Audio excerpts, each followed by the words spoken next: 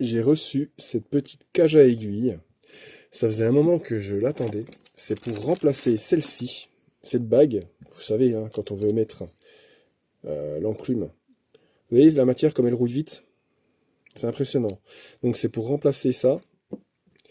Mais ma joie a été de courte durée quand j'ai vu ça. Parce que c'est impossible d'utiliser ce type de bague, cage à aiguille, avec un jeu pareil. Malheureusement. Donc, je vais devoir obligatoirement passer par la case, mettre celle-là à la place, malheureusement.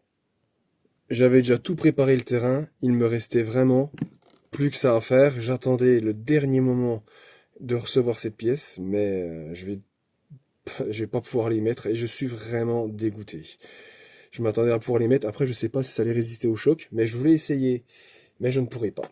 Donc là, on va finir celle-ci avec cette bague-là. Donc ce qu'on va faire, c'est qu'on va faire sauter celle-ci. C'est très facile à enlever, hein. Vous prenez une douille, vous poussez dans l'étau et ça vient tout seul. Maintenant, on va mettre l'autre à la place. L'insertion a été très facile. Donc maintenant, on va pouvoir enlever celle-là qui ne sert plus à rien. On va graisser un petit coup cette partie-là. Voilà. On va graisser un petit peu là. Normalement, il y a le petit trou ici, donc ça va ressortir. Ça devrait graisser aussi le pourtour. Suivant les modèles, il y a besoin de raboter l'enclume. Il y en a, il n'y a pas besoin. Donc là, on va voir la surprise ensemble, une fois qu'elle est remontée. Parce que normalement, on le voit tout de suite, hein. Alors déjà, on va essayer de la faire passer dedans. En règle générale, rien que le fait d'appuyer ici et tourner, ça bloque. Là, sur ce modèle, en l'occurrence, ça ne bloque pas. Donc c'est la référence, c'est une version B2. Donc vous saurez que les versions B2 n'ont pas l'air d'avoir de problème avec ce genre d'enclume. Donc maintenant, c'est parti, on va la remonter. Donc dans les vidéos précédentes, hein, j'avais fait tout le système, j'avais refait le connecteur, je sais pas si vous vous rappelez. J'avais remodélisé ces petites pièces-là, qui sont sur Tinkercad. Je les ai mis en open source, si ça vous intéresse. Donc là, on va la remonter. Normalement, j'ai tout bien découpé de manière à ce que ça rentre. Le truc où il faut que je fasse vraiment attention, c'est là. Je sais pas si vous voyez les fils qui sont dedans. Faut surtout pas que je les pince, sinon la gâchette, elle marchera pas. Après là, la carcasse se ferme vraiment tip top, hein. Là, j'ai bien meulé comme il faut. Là, il faudra juste que je mette un petit cache ici. Allez, je remets les vis. On va mettre quand même un petit peu de graisse au niveau du pignon, là. Je vais pas en mettre de trop, sinon ça va dégueuler, et puis ça va aller sur le moteur, puis ça serait ballot.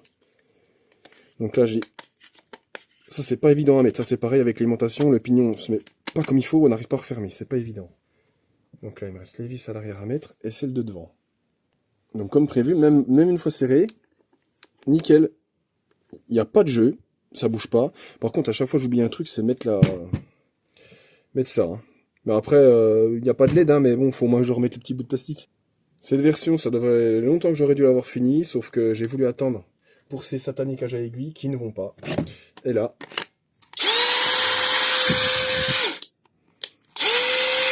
la puissance. Là, on a de la watt. Là. Ah, sans déconner, c'est des monstres avec les cartes AliExpress. Je vais pouvoir la mettre avec sa petite sœur que j'ai réparée juste avant. Vous voyez, elle fait même pas le même bruit. Et là, on a deux beaux bébés. Et avec la petite sœur estropiée, c'est là où j'avais ajouté la carte en dessous, parce que il n'y avait pas la place. Sur celle-ci, c'était vraiment compliqué. J'aurais peut-être pu le faire.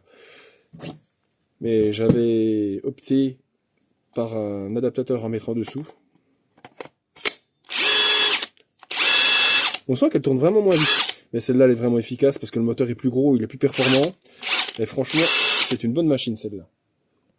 Et là, j'ai la version modifiée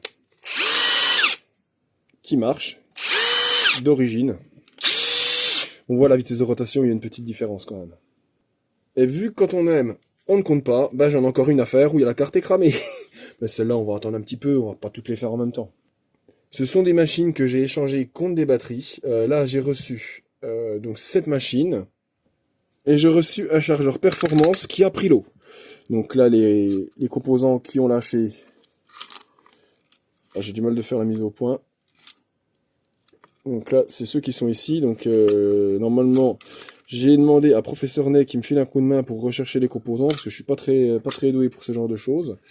Et on va essayer de le réparer. Moi, je pense qu'il n'y a que ça qui est pété, et puis s'il y a vraiment que ça, normalement, je devrais arriver à le réparer tip-top aux petits oignons. Je ferai un petit cache à mes heures perdues, mais le principal, c'est qu'elle fonctionne, et ça marche vraiment tip-top aux petits oignons. Merci pour le visionnage.